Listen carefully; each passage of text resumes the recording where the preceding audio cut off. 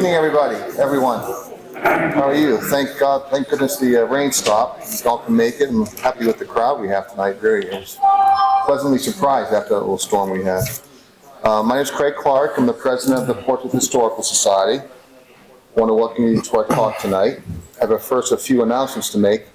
June 9th is our first opening of the museum for the season for the downstairs on our Sunday. Tim Phelps is holding a talk on June 27th at the museum on Anne Hutchinson, talk on Anne Hutchinson. Last fall, we had Treasures Inside the Museum from PBS was visiting here, and that's going to air August 2nd. Jim and Becky and Harry, I think a few of our docents were involved in that showing, so we'll post that when we get closer to it.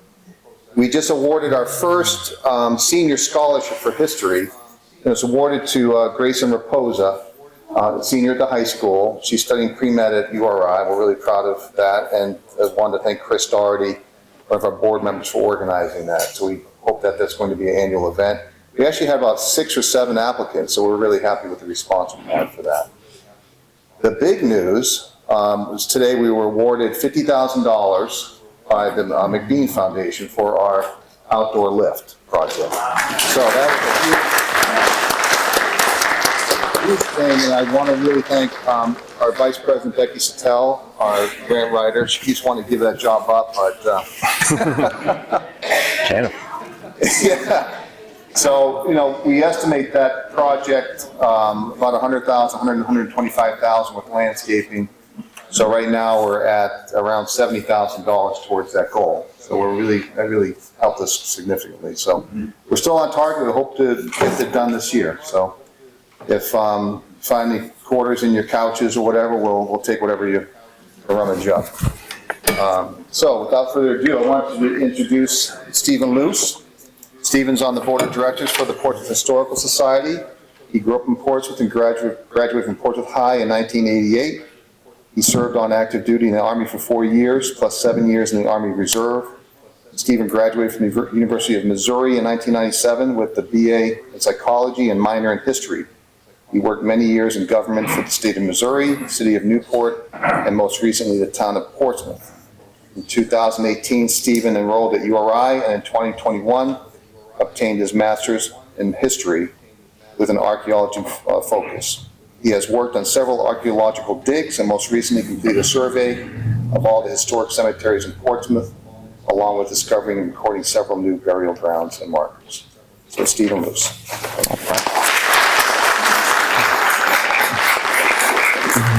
Thank you, Craig. Appreciate that. In the event of an emergency, is that an available exit? Absolutely. It pushes right open, no problem. And that is where the new lift will go, actually. All right, everyone, thank you very much for being here tonight. This is a great crowd. I'm pleasantly surprised. As Craig mentioned, I grew up here in Portsmouth. Is anyone here tonight expecting to learn about the Portuguese in Providence, Rhode Island? Okay, good.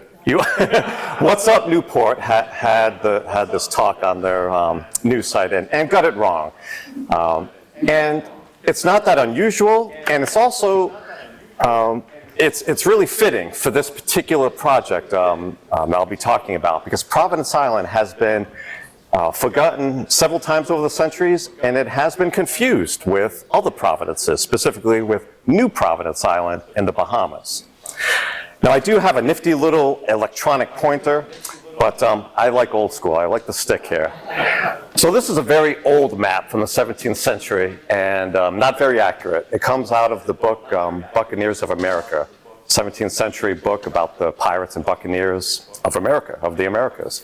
It's a very interesting book. I really do recommend for you to read that if you're able to. So let's move from that map to something more accurate. So I really enjoy obscure histories that aren't as well known, and this is definitely one of them. So this is the island of Providence that we're going to be talking about. It is off the coast of Nicaragua, about 90 miles, and very few people have probably heard of it or have known about it. I wanted to show you this map here just to show you the various places around the Western Hemisphere that I'm going to be talking about tonight. So we're going to be talking a little bit about Nicaragua, where the Mosquito Indians are from. Providence Island, of course. Cartagena, which is a city here in Colombia, very important for this history. The island of Barbados, also important for this history. Jamaica. These are the Bahama Islands with New Providence. I believe the large one here is New Providence, I'm not positive. And of course up here in Boston, Massachusetts area. So all of these areas I just mentioned are going to be showcased in this history, at least a little bit. Now this map will shows us how things were in 1600. So at the beginning of the 17th century, Spain claimed all of the islands in the Caribbean. Spain claimed Florida, Spain claimed what is now Central America. And that being the case, no other European was welcome here. But we know that didn't last very long. The Dutch, the French, and the English thought it quite odd that one country, Spain, should control all of this. So all of them, in turn, came into the Caribbean, the Dutch, the French, and the English. Now the Portuguese were basically just in Brazil, but they do have this history here on Providence Island, which again is somewhere right around here. It's probably right where the N is here for New Spain.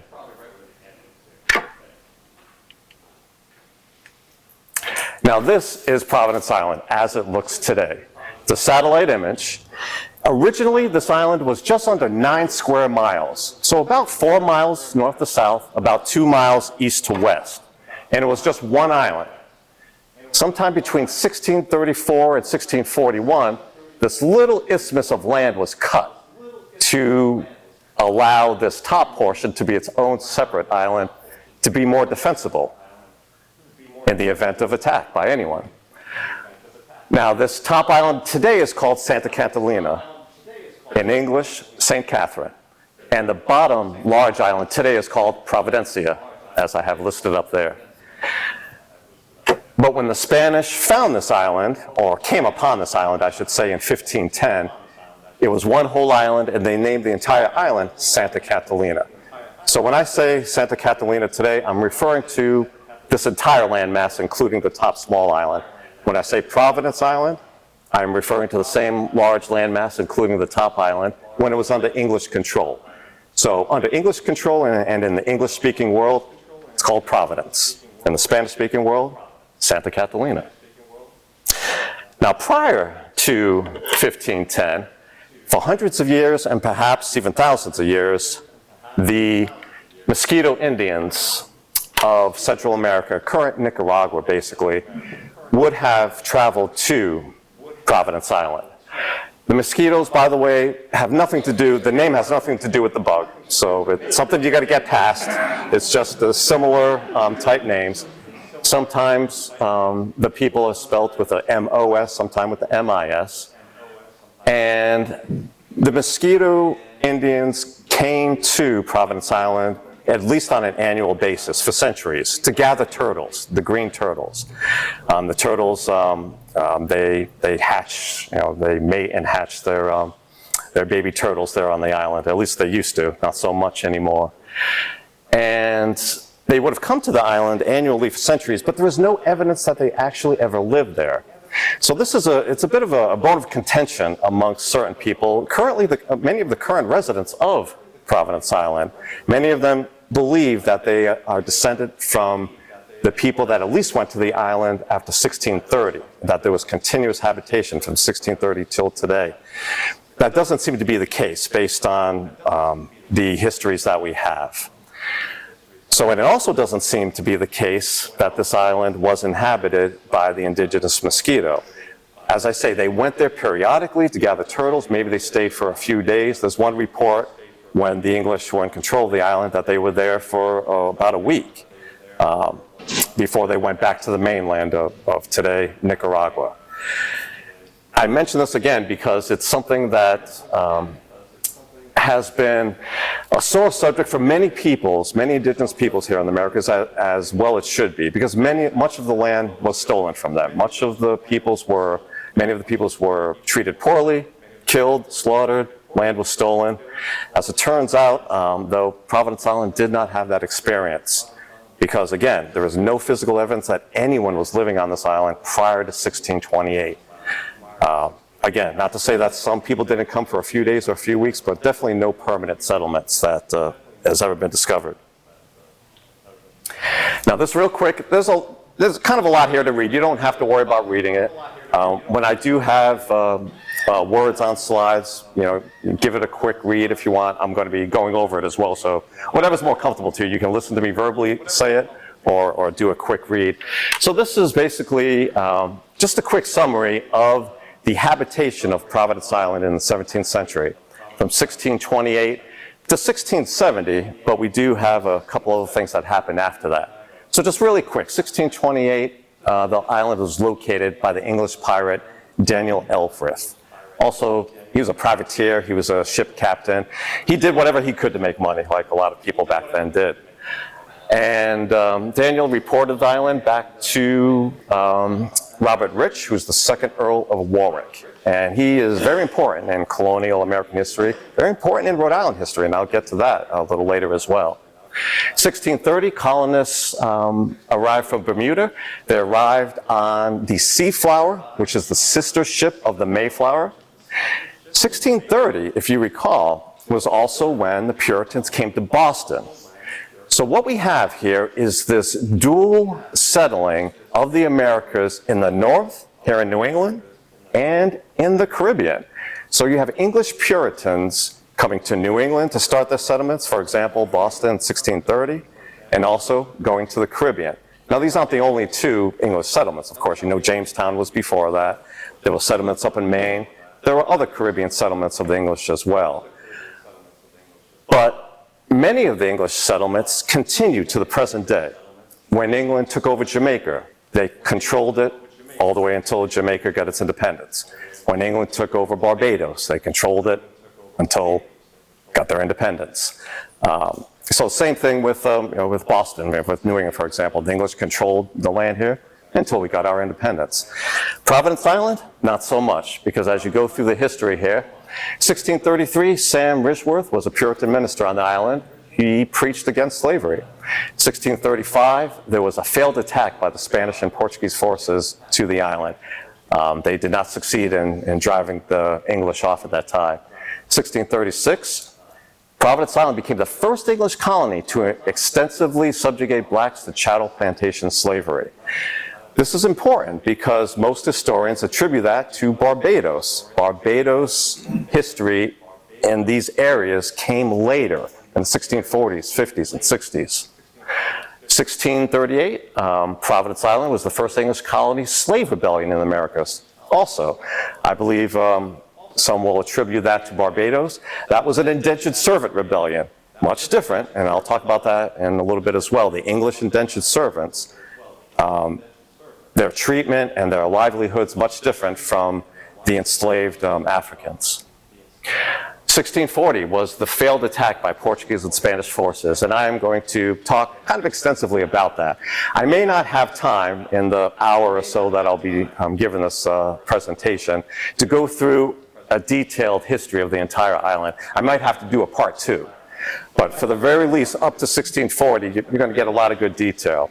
1640 invasion, I like to focus on because it involved mostly Portuguese people, which is kind of unusual, and I'll talk about that in a minute. 1641, the island was captured by the Spanish and Portuguese forces. That attack was successful. And the Spanish kept it until 1666. By that time, there were no longer any Portuguese on the island. Just a few months later, in 1666, it was recaptured by the Spanish. And then 4 years after that, 1670, the English pirate Henry Morgan captured the island. Has anyone heard of Henry Morgan? All right. You laugh, but I'm asking because I've encountered people who haven't heard of him. I can't believe it. He's one of the most famous pirates. So Henry Morgan, he took over the island. He captured it from the Spanish in 1670. He, at that time, destroyed the fortifications. He threw all the cannon into the sea because he didn't want the Spanish coming back and taking it back again. And he used Providence Island as a staging ground for his invasion of Panama. And he had hoped to keep it for many years after that, but he didn't. After he invaded Panama, he told his men, he left on Providence Island at the end of 1670 that he'd be back. He never went back to Providence Island. Morgan went back to Jamaica, and by 1671, the few pirates he left on the island abandoned the island. A Spanish convoy, or at least one ship, I can't recall how many offhand, went to Providence Island at that time, 1671, just to see if there was still any English there. There were not. They left. 17 years later, 1688, the Spanish visited the island again to see if it would be worthy of resettling. They didn't find anyone there, and they found it unfit for resettlement. So between 1670 and roughly 1770, this island was uninhabited, as far as we know. There were no permanent settlements. I assume that people would still have come to the island. Your random pirate, your random merchant who needed to careen his ship, needed to lay it up on a beach somewhere, still would have visited the island. If anyone needed some fresh water or coconuts, they may have visited. But there were no permanent residents for that century, roughly 1671, 1771. Again, it's a big bone of contention for the current residents of the island who believe that there was direct, continuous settlement, habitation rather, of the island since 1630. And they believe they're descended from Henry Morgan. The thing is, they probably are, but not from the few months Henry Morgan spent on the island in 1670. Many of Providence Islanders are descended from enslaved people from Jamaica, where Henry Morgan had some plantations and many enslaved people. So yes, many of the current residents of Providence Island are most likely descended from Henry Morgan, but from his time in Jamaica, not for his few months he was on Providence Island. So Robert Rich, the second Earl of Warwick, he was one of the biggest opponents to Charles I. Robert Rich, John Pym, these were parliamentarians, they were aristocrats. They were the ones, along with about a dozen other aristocrats, who eventually were the cause of Charles I getting executed. I believe he may have been the only English king to be executed. And so there was a lot there with Mr. Rich. In 1628, he's the one who financed the expedition to the Caribbean. Elfrith located Santa Catalina and reported it to Philip Bell, who was the governor of Bermuda, that the island could be easily defended. This is important because Robert Rich, John Pym, and these other aristocrats, they were basically looking for their own utopia. If you know about utopia, it's a fictional story that was written in the 1500s about an island that had the perfect government and the perfect set of principles and ways of living. Things like they banned playing dice and playing cards. And it would be great if we could have our own island home that we could be the lords over, and we could control every aspect of the island. It would be perfect. So these English aristocrats were looking for an island like that. So when Elfrith finally found this particular island, they were all very excited. Warwick received a letter of marque from the king, King Charles, to settle Santa Catalina. And right at that time, it was renamed Providence by the English. Of course, the Spanish still know they have an island out there somewhere that's called Santa Catalina, but they don't bother with it at all. 1630, Warwick and others, such as John Pym, created the Providence Island Company. They envisioned the small isolated island as a Puritan base of an English empire in Central America. That was their goal. And part of that goal was to enlist the help of the Mosquito Indians. Some of the direct orders that Robert Rich and the other members of the company gave to the settlers on Providence Island was to treat the mosquitoes with respect, treat them with reverence. Do not enslave them, do not harm them, trade with them. We want to establish trade basically so we can make money. Now that is in stark contrast to how they treated the black enslaved people on the island. So just something to keep in mind. There's always good with bad with things like this. 1643, I put this up here just to give the connection between Warwick and Rhode Island and New England. So Warwick was appointed the chair of the Commission of Plantations, which incorporated Providence plantations, and then Rhode Island. I believe that was in the 1650s. And he was also instrumental in the founding of Warwick. Specifically, Sam Gorton went to England, talked to Robert Rich and asked for his help. And Robert Rich gave him his blessing, and so Sam Gorton named the settlement that he created Warwick in his honor. As was mentioned by a lady here in the audience, the term plantation did have a different connotation back then. It was basically planting colonies is what it was. A plantation was a colony planted somewhere, started somewhere. Unfortunately, those in the American South use that term for a different matter, and we know what happened with that. So quick little time frame between 1630 and 1635, the colonists attempted to make a profit by growing a host of marketable crops, such as tobacco. Tobacco does not grow very well in the Caribbean. It grows well in Virginia, but not in the Caribbean, so it didn't work out too well for them. They were never able to realize any significant profits, so some colonists turned to pirating by attacking Spanish and Portuguese interests. Now, this was against what the company wanted back in England, but they weren't on the island. So this is a very key factor to keep in mind. Unlike Boston and other colonies here in New England, the aristocrats for the Providence Island Company never came to Providence Island. They did not live on the island. Whereas in Boston, the aristocrats came. John Winthrop, Roger Williams, they came and they were part of the community to help build those communities. So as you can imagine, the people on Providence Island didn't have an ownership in the island. Literally, they were not able to own any of the land. They were there as indentured servants, and after their term of indentured servitude, they were promised some land either on the island or on the mainland, but they were never able to own it. They were tenants. So they were going to be tenant farmers. So this entire island was owned by the Providence Island Company, and those who went to settle there were just working there, basically. A few Puritans wanted to emigrate to the island compared to Massachusetts due to too many bad reports and letters coming out of Providence Island. So the English indentured servants who went to Providence Island were treated poorly. They were tired of eating turtle meat. It was too much for them. They couldn't handle it anymore. It's a beautiful island. It's literally, it's a Caribbean island. It's like paradise. But if you can imagine, in the 17th century without electricity, it gets hot, it's humid.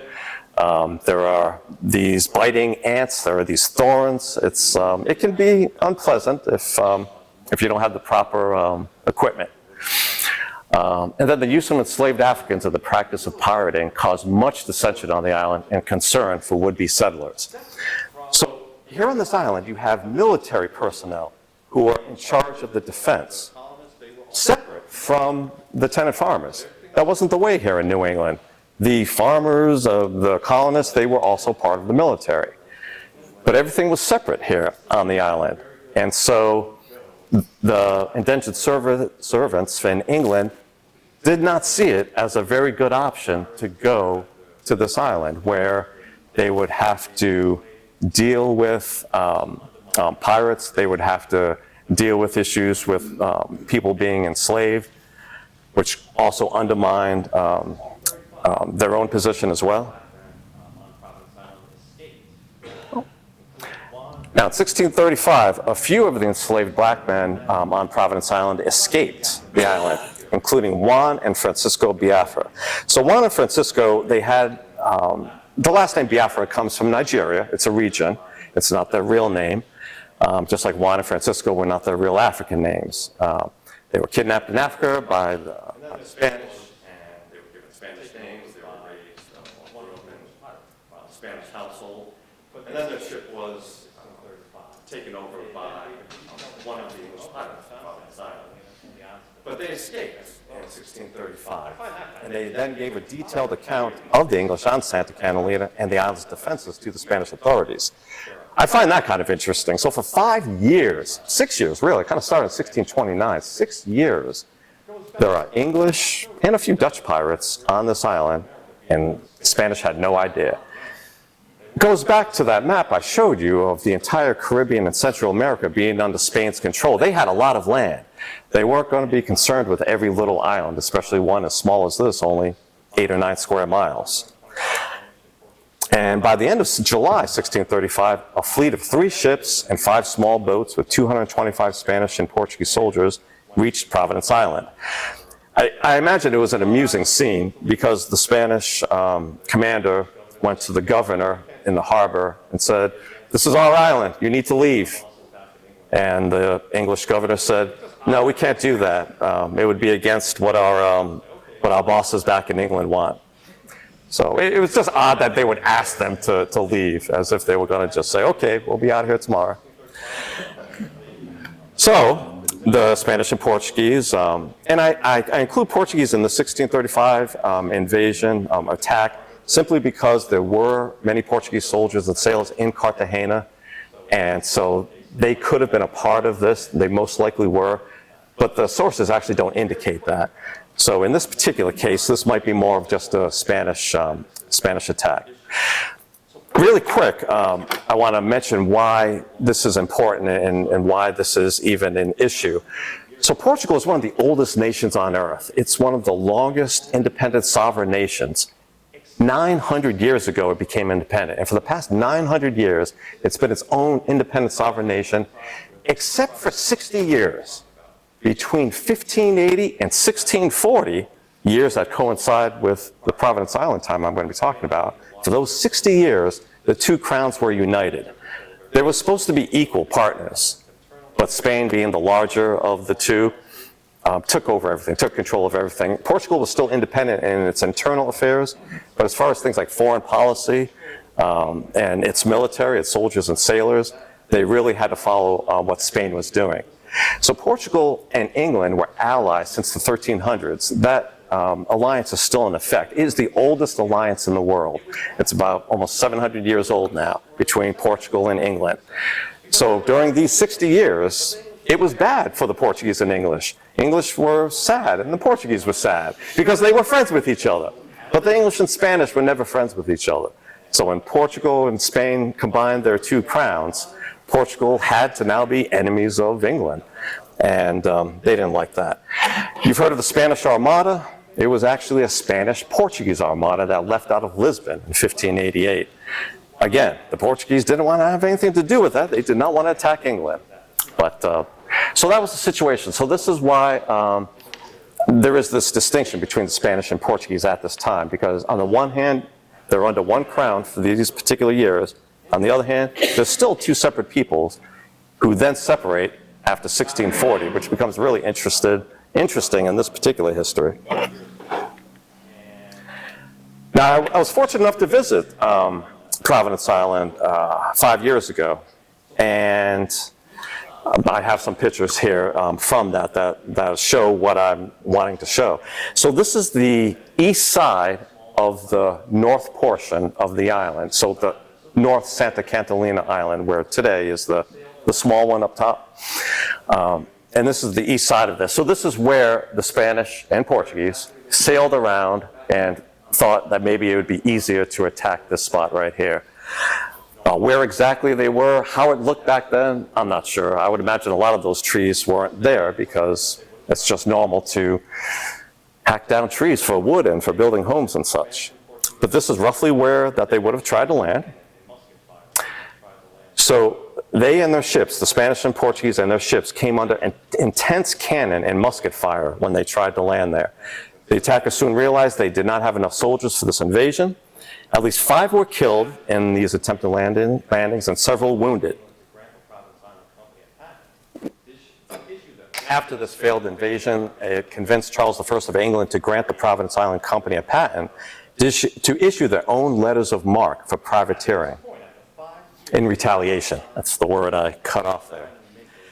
So at this point, after 5 years of the Providence Island Company's investors trying to make a fortune, or they were hoping, and really not earning much of anything, they were overwhelmed with joy. They were very happy that now they could legally attack Spanish and Portuguese ships and try to get more money into the coffers.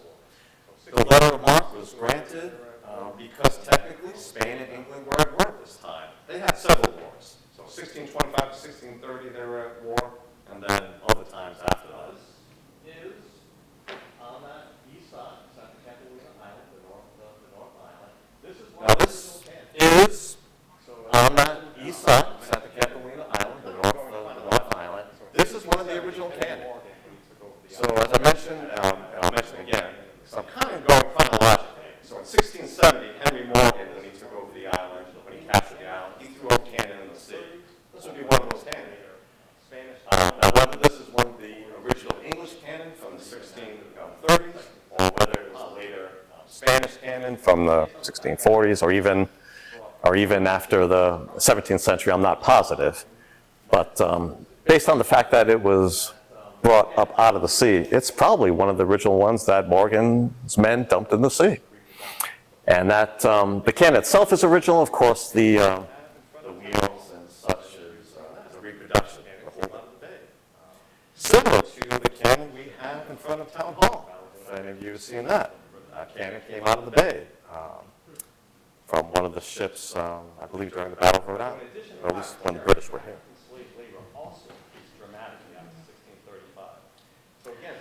So in addition to privateering, African slave labor also increased dramatically after 1635. So again, for those first 5 years, they really tried to use English indentured servants. But the indentured servants' terms were over by 1634. They couldn't get very many new servants to come from England. All the promises that the Providence Island investors were making to the people were getting broken because they just couldn't. It was like a Ponzi scheme, actually. They were taken from one to give to another. So new indentured servants were supposed to be the servants for the old indentured servants who were now supposed to be given land. So it became it was a snowball effect. They didn't have land to give the old indentured servants. They didn't have new indentured servants to give to the newly freed indentured servants. And so who would want to go there? I'll go to Boston instead. And that's pretty much what happened. Now, Providence Island was also the genesis of large-scale African-based plantation slavery in England's colonies in the Americas, so I mentioned that, and again, I think this is very important, because it's a part of history that has been forgotten. If you read historians and scholars about this issue, they will always point to Barbados as having all of these things, but it happened here on Providence Island first, a full decade, couple decades before. It took several decades, actually, before Barbados or any English colony had such a high ratio of enslaved to settlers. So Providence Island, at the height, they had about 1,000 enslaved Africans to about 400 colonists. And that type of ratio, 2.5 times the population in enslaved people, did not occur again for several decades. It took until, I think it was the 1670s, before Barbados had a similar high ratio of enslaved people. Not something to be proud of, not at all, but just a fact of the history, to get it accurate. So the Puritans on Providence Island were the first to switch from small-scale tobacco farms worked by a few indentured English servants to the use of many enslaved Africans on large plantations. Providence Island was also the genesis of African slavery in New England. So this is a very interesting part of the history. It's very sad and unfortunate, but to me, it's just interesting at this point. So the Pequot War of 1637 included the slaughter at Mystic Fort. Several hundred Pequot men, women, and children were burned to death there. But there were other battles as well. I don't believe it was the slaughter at the Mystic Fort that these 17 Pequots came from. I believe it was a raid that was after that. But these Pequots who were taken in battle, and again, 15 boys and 2 women. So you know, most likely, these are not people who are actively fighting the English, but after the English killed the men, the Pequot men, the English took these boys and women as as trophies, as their booty, and to be sold. Now, the problem with selling an indigenous person here in New England, where their family and friends and their relations are from, is obvious. It's easy for them to run away back to a local tribe somewhere. And this is where they were born and raised, so they know the land better. Better to send them someplace else. And so that's what their thinking was, to send these 17 Pequots somewhere else and exchange them for people that might be more compliant and not so ready to escape. Now, the ship, I believe it was the ship Desire, that left out of New England in July 1637, it was supposed to go to Bermuda with these 17 Pequots and exchange the 17 Pequots for some black Africans there. But according to the captain, he missed Bermuda. I mean, without modern equipment, I could see that kind of, maybe. But if you saw how the Caribbean is set up, after missing Bermuda, you come to many more islands before you get all the way to Providence Island in the far western Caribbean. So I think he had other intentions. Not sure exactly. He had other money-making opportunities by taking the 17 Pequots to Providence Island. But that's what he did. He took the 17 Pequots to Providence Island, exchanged them for a number of enslaved Africans and other things as well, which makes me wonder what the exchange rate really was. But anyways, so those Africans that came back with them right around February, I believe it was, February 1638 is when the Desire made it back. Those were the first Africans enslaved here in New England, and they came from Providence Island.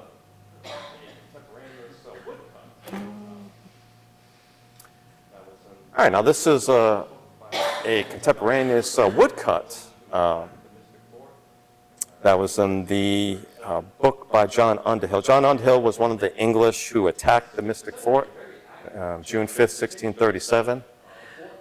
And it's said to be a very accurate depiction. The fort was circular. The fort had these offset entrances. The Pequots weren't able to complete it though, so it wasn't as defensible as it could have been, as it should have been. The biggest problem is Underhill and his men set fire to it, knowing that there were women and children inside. And so over 400 Pequot men, women and children, mostly women and children, because most of the Pequot men were outside fighting, or once they saw all was lost, they left the area. So again, I don't believe that this is where those 17 Pequots came from. I'm pretty sure it was a raid shortly after this, but it was from the same English Pequot War, 1637. So with all the slavery on Providence Island, you might expect this or be surprised by it, but Providence Island was the genesis of pre-Quaker abolitionist movement. You have probably heard that many Quakers became abolitionists in the 1700s, but there were many people who were against slavery well before that. The first Quakers were until the 1650s, so there weren't any Quakers at all until 1650s. So at this time, when Providence Island was in effect, these are not Quakers on the island, they're Puritan ministers. Samuel Richworth was a Puritan minister, and he immediately was disgusted by this chattel slavery of the Africans. As inhumane and contrary to Christianity. He helped enslaved, escaped, and he was condemned by the company. And this is a direct quote from, if not Robert Rich himself, from John Pym, most likely, for his groundless opinion that Christians may not lawfully keep such persons in a state of servitude during their strangeness from Christianity. I love that phrase. So if you're not a Christian, it's okay to be enslaved, is what the Providence Island investors were trying to say at that time to Samuel Richworth. But I love mentioning people like Sam, because you hear it all the time from apologists, slavery apologists, who say, that's the way it was back then. You can't You can't say anything against people being enslaved in the 1800s or the 1700s. Everyone was doing it. That's just the way it was. Everyone was not doing it. It's not the way it was for everyone. And there were plenty of people of good moral character and conscience who realized that and were vehemently against it, like Sam. All right, one more distinction Providence holds regarding slavery is that it was the location of England's first colonial slave rebellion in April 1638. And coincidentally, the failed rebellion happened a few months after the enslaved Pequots arrived. So they arrived, I believe, it was February 1638. No, I'm sorry. They arrived close to November, December 1637, and the rebellion was in April or May. I think it was April. So I have April here. So it was just about five months later or so. So when you think about it, for almost 7 years, there were enslaved people on the island, no rebellion, and now we have 15 Pequot boys who have known nothing but freedom their whole lives, who are vehemently opposed to the English and hate them to the core, of course, now on Providence Island. And it's just my opinion that that was the catalyst for this rebellion. Unfortunately, for them, it was not successful. It was put down. We don't have specific information as to how many took part, but a few things we do know is about 50 of the Africans were killed after the rebellion. Not during the rebellion, after it, as they must have been leaders of it, ringleaders. Which just goes to show how serious it was, because that was money to the English, and for them to have killed that many of their enslaved people, that really goes to show that they wanted to make sure this didn't happen again. Now we're going to get the Portuguese in on this little Oh, wrong way. So, All right. Now we're going to get the Portuguese in on this little adventure.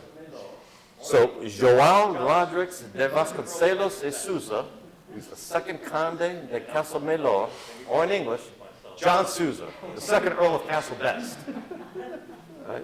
And I probably butchered his name, even though I'm Portuguese myself, I probably butchered his pronunciation of his name. So he was an aristocrat, like Robert Rich. They were contemporaries. And João arrived in Cartagena along with ships and soldiers from Brazil that included his brother, a captain, called Nicholas Souza, and the Portuguese general Rodrigo Novo de Silva. Now, the governor of Cartagena, last name Aguilera, he was under standing orders since 1635, so for the past 5 years, to remove the English from Providence Island. But he didn't have the means to do so until Sousa arrived. So this is interesting right here because they were in a union with Portugal. They did not have the ability the Spanish, even though they were in a union with Portugal, they did not have the ability to just say unequivocally, you will give us your men and your ships. You will participate in an invasion. It had to be asked. It was a bit of a partnership. So after consulting, after having a war council, the Portuguese agreed to commit their ships and people to an invasion. And Sousa, he led the second invasion of Providence Island in 1640. We're going to get more detail about that. I've already ruined it for you. Yes, they lost the 1640 invasion, the Spanish and Portuguese did. But they were successful in 1641. Yes, in 1641, Sousa was part of that successful invasion of Providence Island. Just a little more about him after the history of Providence Island, just like I did with Robert Bridge. In 1649, he was appointed governor general of Brazil. And both he and his son, more so his son, but also him as well, they were instrumental in restoring Portuguese independence from Spain. So in December 1640, Portugal's aristocrats said, we've had enough of this. We're going back to being a fully independent sovereign nation. That was December 1640. It wasn't until 30-some years later, 20 to 30-some years later, that Spain finally recognized Portugal's independence. That being said, it didn't matter to the Portuguese. As of December 1640, they were now fully independent. Think about it in terms of July 4th, 1776. That's when we declared independence from Britain. That's the date we celebrate. We don't celebrate 1783 when Britain finally recognized our independence. We celebrate 1776. The same with the Portuguese. They celebrate 1640 because that's when their renewed fight for the restoration of their crown began. And as I mentioned, the Portuguese did agree to commit their ships and troops to the invasion. The fleet consisted of 12 ships, a lot more than just the... And as I mentioned, the Portuguese did agree to commit their ships and troops to the invasion. The fleet consisted of 12 ships, a lot more than just the 3 from 5 years before, including the former Warwick. So the Spanish had captured the English sloop Warwick from Providence Island a couple years before. The invasion consists of 16 Portuguese troops, 200 Spanish, and 200 blacks and mulattoes. That's not what was written in the historical record, if I put it in quotes. The Portuguese captain, João de Ibeira, was to be the new governor of Providence Island. So they believed they were going to be successful. And why wouldn't they? They believed they were going to be successful because, according to the governor, Aguilera, governor of Cartagena, there were no more than 200 farmers on Providence that would fly away like so many sheep at the very sight of an enemy approaching. So yeah, you tell me and my 1,000 troops behind me with my dozen ships that it's just 200 scared farmers? Yeah, okay, I think we can take them. Well, as it turns out, that wasn't the case. So instead of 200 scared farmers, there were over 700 men on the island, 100 professional soldiers, about 200 English colonists, and about 400 enslaved African men. There were also women and children as well, a few hundred, but as far as the battle is concerned, they weren't that big. So this is the map that was done in 1640, and it's really pretty accurate. So this is the northern part of the island. Not sure if the cut was made at this point. According to this map, the cut wasn't made yet. It was recommended in 1634 that the cut be made to make this part more defensible. Fort Warwick, the main fort, was then going to be, it's basically like having a moat around a castle. But this is, it's the actual ocean. So there were about a dozen forts, or at least gun batteries, around the island. And this is showing, and I'm going to talk more about this. I'll keep coming back to this map a few times, because it shows pretty accurately the moment the assault happened by the Spanish and Portuguese in 1640. So rather than 200 scared farmers, the Portuguese discovered there were 700 men on the island. There were 13 forts. All right. So rather than 200 scared farmers, the Portuguese discovered there were 700 men on the island. There were 13 forts with 56 pieces of artillery, large artillery, and 4 small ones. There were also bastions and trenches all along the coast. This was a very well-defended island. And the reason you saw all those forts on the west side, you get mad at me, but go just take a second. is protected by this reef. And the reason you saw all those forts on the west side is because the east side was protected by this reef.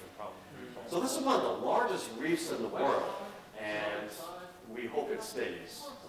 There's a big problem with reefs all throughout the world. So the west side, the southern side, even up to parts of the north side are pretty well protected by this reef. When the Spanish and Portuguese came in 1635, they found a little way to get in here. But still, the way to come is on the west side, and that's why they put all the forts on the west side.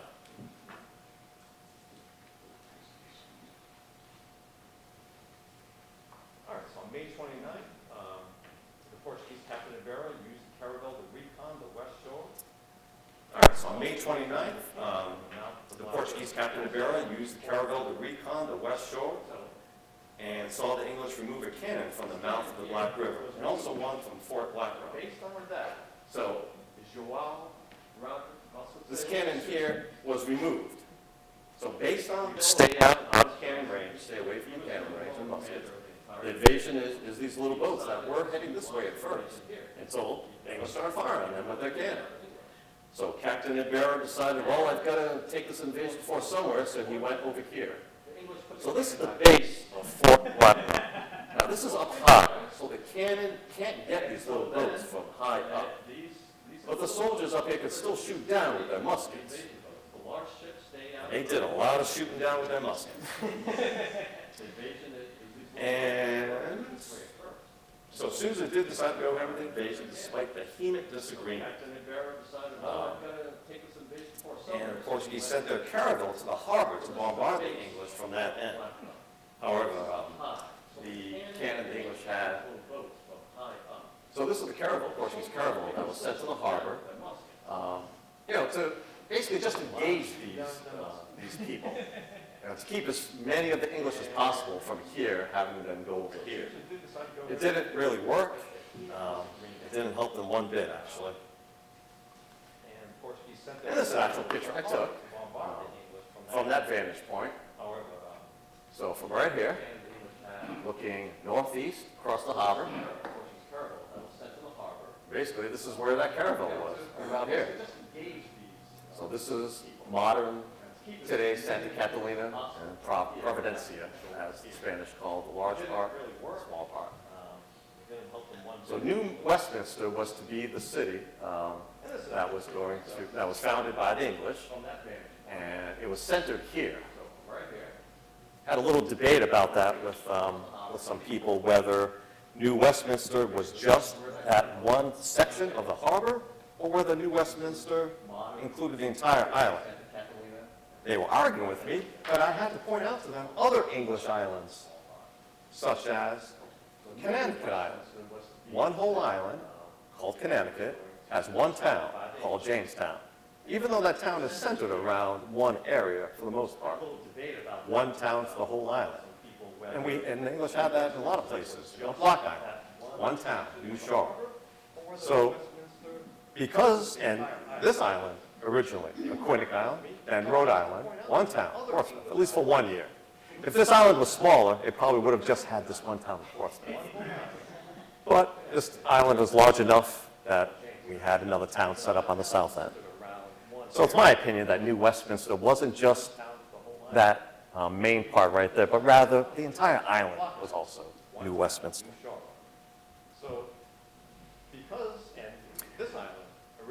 So with that supporting fire from the caravel in the harbor, the Portuguese filled those 9 boats with troops, led by Captain Susan, and started for shore. The English fired on the incoming landing craft. The artillery piece was remounted. The bearer had to go to a different area, veer off, which I showed you. So the Portuguese were able to land 200 men. It was getting dark. Remember, they started this attack at 6 o'clock in the evening. And the English were well entrenched behind their earthworks and in Fort Black Rock. Once on the land, the Portuguese had a difficult time with the smooth, slimy, slippery stones. So that's an actual quote from one of the primary sources. The Portuguese landed near a tall cliff with only a few places that one could climb over. Here's a picture of that. I'm 90% sure this is the spot indicated on that 1640 map.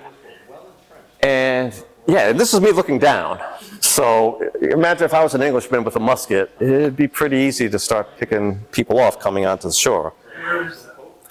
So this is on, let's go back to the 1640 map. So that is what my belief is right here. So right where they were coming, right beneath Fort Black Rock. Since this map doesn't correspond exactly with the reality, I've been going back and forth as to whether I was at the right spot there or... All right. Okay, so looking from the other direction. So this, again, 90% sure, this is that spot. So this is where Fort Black Rock was. This is where the Portuguese invaded. Right around here, so either here or here is where the English guns were, where they were originally going to land, on a nice beach with no guns. But when the English remounted their cannon, that's why they veered off to that area. So those remounted artillery pieces at the Black River caused considerable losses to the Portuguese. Whereas the English fired from the protection of their earthen bulwarks, the Portuguese made our bulwarks from the bodies of our soldiers. It might be hyperbole, but it's probably not. 200 made it on shore. Of those 200, over 100 were killed. So if you can imagine, during the heat of the battle, if you have a few fallen dead bodies in front of you, you might use them as protection. Also, that's directly from one of the primary sources that the Portuguese made their bulwarks from the bodies of their fallen soldiers. So John Sousa's brother, the captain Nicola Sousa, was shot many times, and he died there, leaving his soldiers without their best leader. That's the English, pretty much English translation from the primary source. I was fortunate enough to find a 1643 Portuguese account of this battle. Now, the enslaved blacks fought bravely side by side with the English because they had been promised by the English that they would be free if they did. The English reneged on that promise after the battle. Interesting that they didn't have any muskets for their enslaved blacks, so the black men used rocks, and they were doing a good job. They were throwing rocks at the Portuguese in Spanish. And if a heavy rock falls from that height and it hits you on the head, it probably will do some damage. Now, the Spanish land commander, Antonio Maldonado, he remained safely on board his ship throughout the battle. So he was the commander for the Spanish forces that were on land. But rather than being on land with them, he stayed on the ship. Unfortunately, John Sousa, he was the overall commander of the entire operation. He also remained safely on board his ship, which makes more sense for the overall fleet commander. But for the land battle general, Antonio should have been there. Just like Nicolau was there as the commander of the Portuguese troops. Antonio should have been there on land as commander of the Spanish troops. Now, this is from that same spot, just showing you the volcanic nature of the rocks. It's very sharp, very, very sharp. So if you're running, try to grab onto something in the heat of a battle, it's not going to be fun getting involved with that. The battle ended at 8 p.m., 2 hours after it began. Some of the Portuguese managed to get over the cliff and escape into the woods. 6 of them were captured that night. The next morning, 3 more were caught in the woods. 4 more, including the intended governor, the Portuguese captain João de Ibeira. They voluntarily surrendered to the English on the promise that their lives would be spared. Captain Andrew Carter, who was the acting governor at this time, ordered all 13 prisoners to be put to death after they were interrogated. Let's just say Captain Andrew Carter was not a very nice man, and he was not liked at all by his fellow Englishmen on the island. They hated him. They hated him for this. They hated him for so many other things.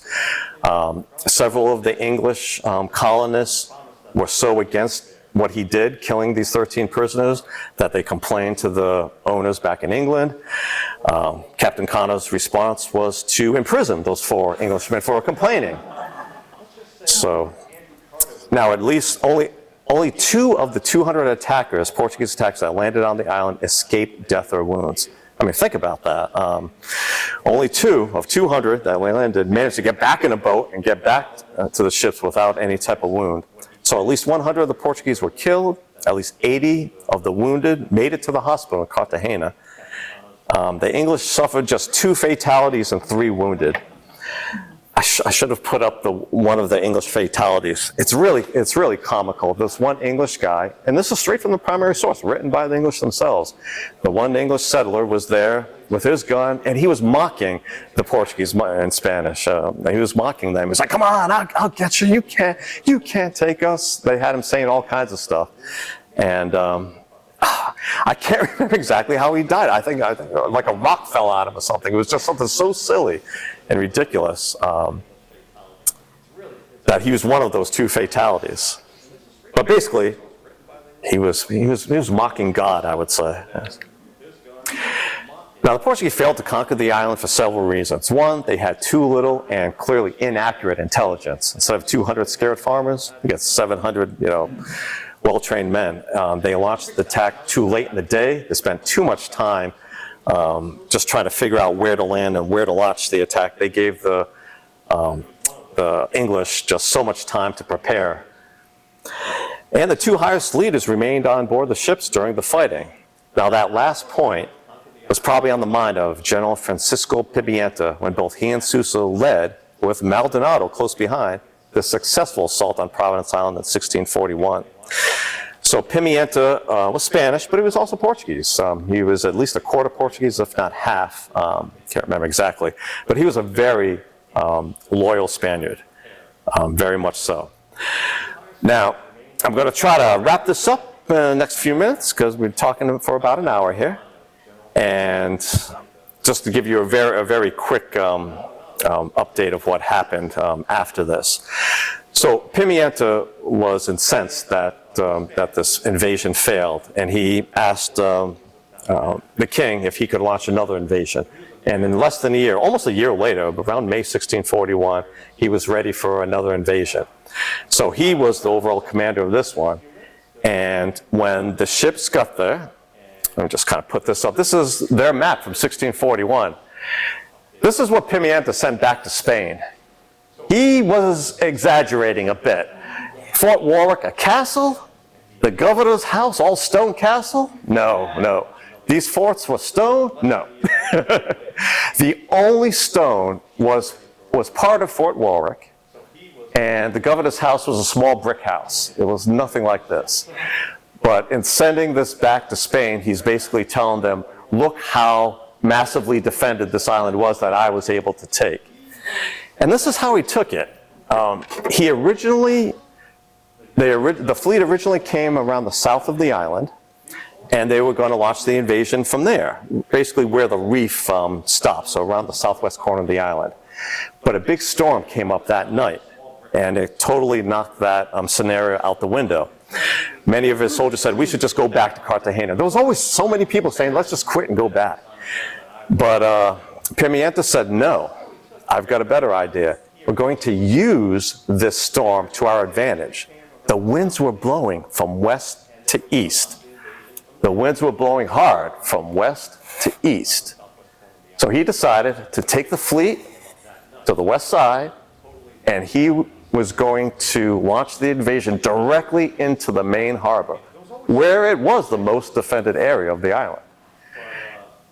His men thought he was crazy, but he said, look, we're going to be able to get in there so fast because the wind is blowing so hard. Now, I don't know if the little boats that they used had little sails or if just the current was flowing in so hard.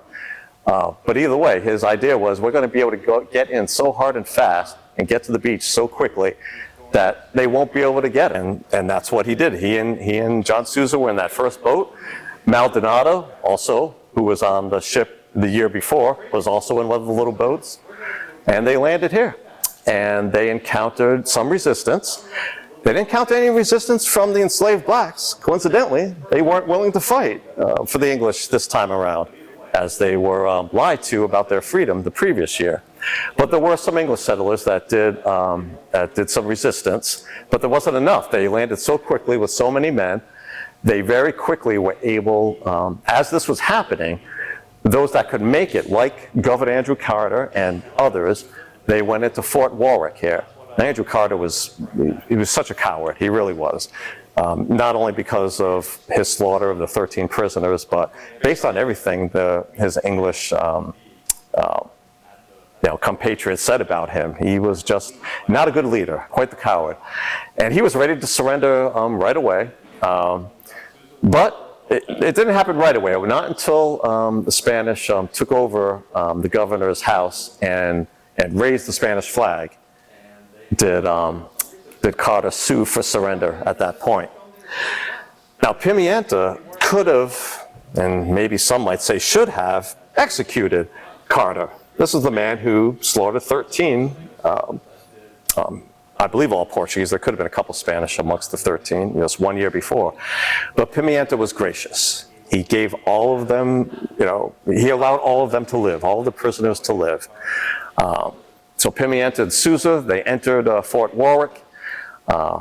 They ended up, Pimienta's orders were to destroy all the forts on the island, so the English couldn't reuse it again. He ignored that order because he saw that the English had done a really good job of fortifying the island. So he decided to keep the forts and the house and keep it as a garrison for the Spanish. So when Pimienta and Suso and the rest of them left, they left 150 soldiers behind, exactly 100 Spanish and 50 Portuguese. Now, and just very quick, let me back up on this. Remember, Portugal had declared their renewed independence a year before, okay, 1640. I could talk about this for hours. I'm going to try to wrap this up quick for you guys. But basically, what I just want to point out is Pimienta had to look at all the Portuguese around him and wonder if they were loyal to him or not, or if they were going to stab him or his Spanish soldiers in the back, or if they were going to run off. And these things happened.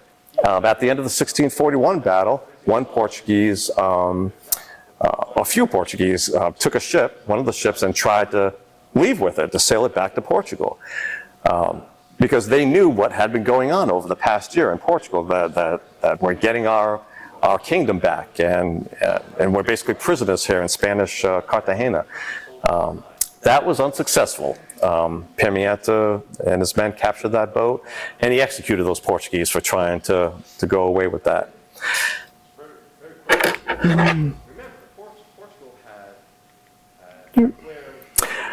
Just really quick, this is one of those cannons that is still lit. One of the cannons that was dumped into the bay, 1670 by Henry Morgan, taken back out and placed on top of where Fort Warwick was. So this is the opening of the bay. So this is the opening of right here. So looking west, with the little lizard on top there, just for added benefit. And also from Fort Warwick, looking southeast across the main harbor to what was New Westminster. That's one of the better pictures I have from there. And this are the remains of Fort Warwick. Now, I have no idea if any of these volcanic stones are from the original Fort Warwick of 1630s fame, because the Spanish rebuilt it, calling it Santa Teresa, and then others in the 1700s rebuilt the fort there as well. So without extensive research, not quite sure if that particular little wall we're looking at is one of the original ones from 1630. It could be as late as about 1750. So the Spanish had the island for 25 years without any issues, from 1641 to 1666. Here is a map they did in 1648. It's a really good one, too, because it shows pretty accurately the map, the island, and the cut.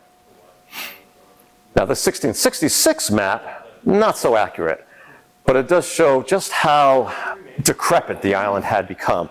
So during those 25 years, 1641 to 1666, the Spanish had the same problem that the English had. They could not attract worthy settlers to the island. So the Spanish sent prisoners there. The Spanish sent undesirables there.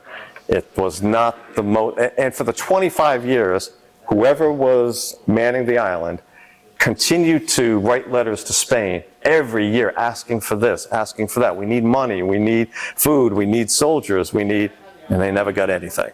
It was just not a very good place to be. And then, really quick, 1666, that's when Edward Mansfield, we're not sure if Edward was British, English. If he was, his name is Edward Mansfield. Or was he Dutch? It would be Mansveld. I think it was Dutch. But he was the one who took the island in 1666 and just had it for a few months. But then the Spanish got it back a few months later and remained there for 4 more years until Henry Morgan came in 1670. 1670, he very quickly, easily took the island. The Spanish were like, you can have it? They didn't put up a fight at all. You can take it, please. Get us out of here. We hate it here. And he did. He got them all. He got all the Spanish, because no Portuguese left on the island at this time. By the 1650s, the few Portuguese were sent away because they were a liability. As a matter of fact, in 1640, some of the Portuguese did try to kill the Spanish governor and take over the island. That was unsuccessful as well. So by 1670, there were no Portuguese left. It was just Spanish.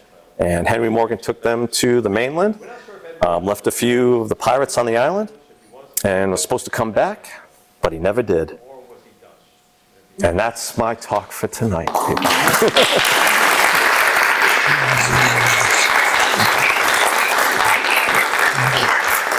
Any questions?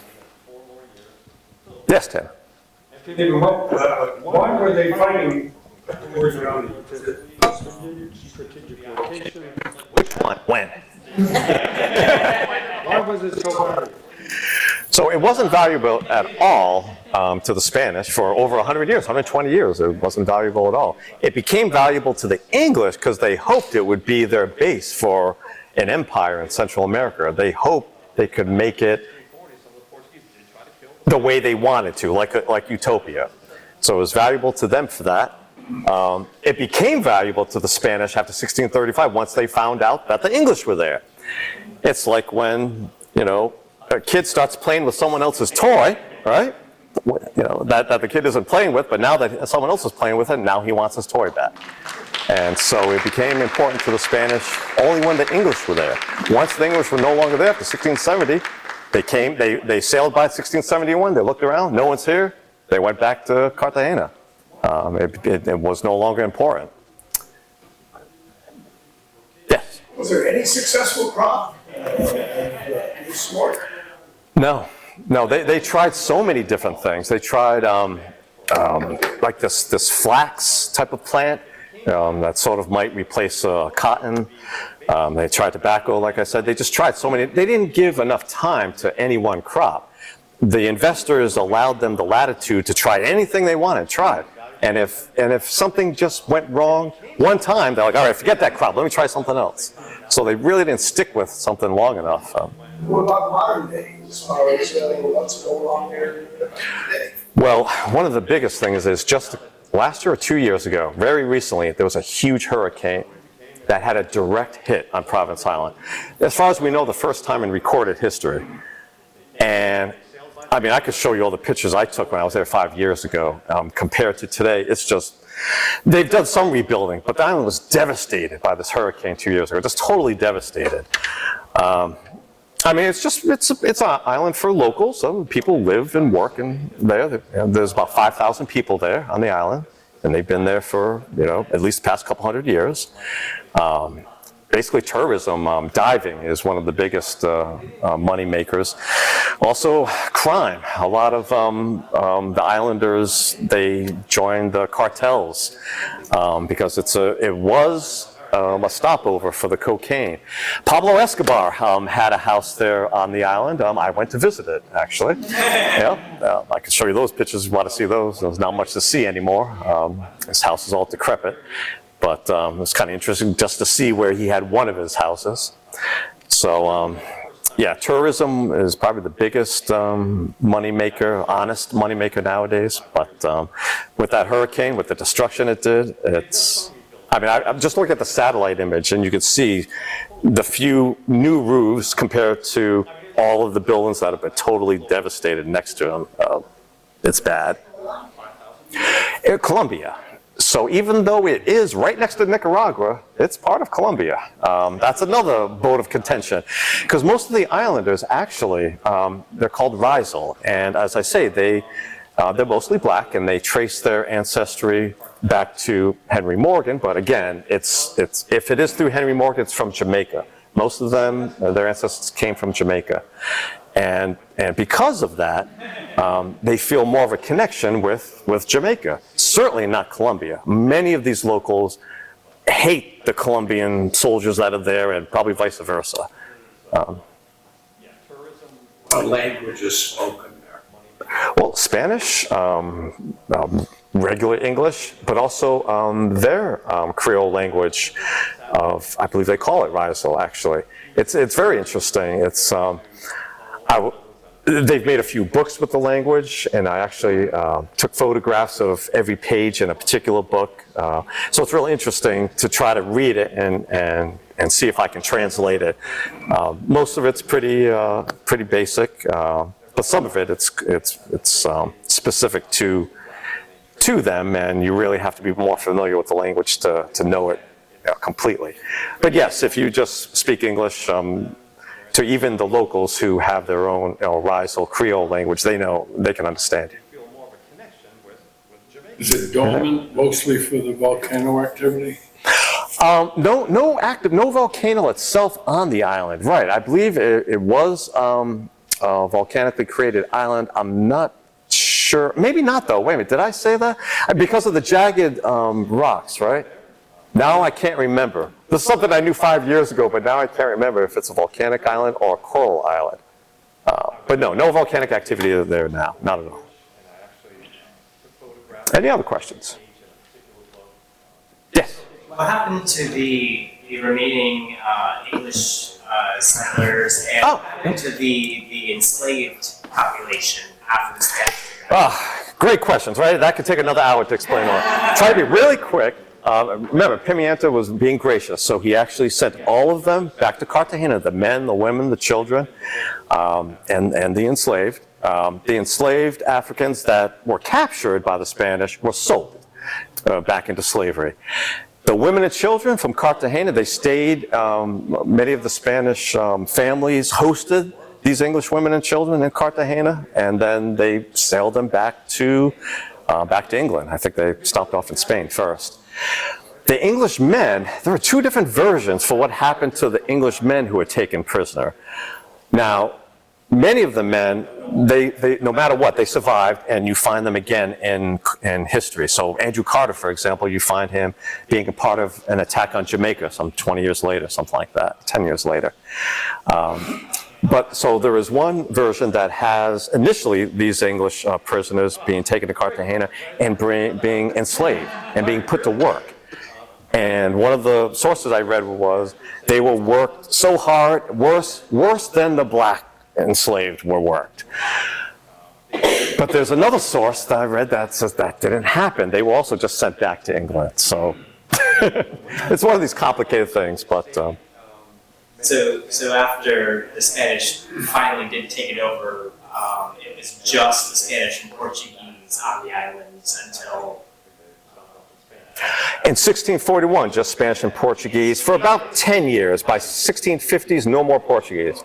So let's say 51 to 1666, just Spanish. They didn't keep any of the enslaved population on the island to work the land or... That is a good question. That is a good question. Initially, no. Initially, they were all taken off and they were sold. Probably they had to pay back, the Spanish monarchy maybe. Yeah, they were all taken off. Initially, Pimienta just left 150 soldiers on there, 100 Spanish and 50 Portuguese. As time went on, they did bring in more enslaved black people onto the island, and also criminal Spanish and ne'er-do-wells and just anyone they could get to go on the island. Any other questions? All right, thank you very much.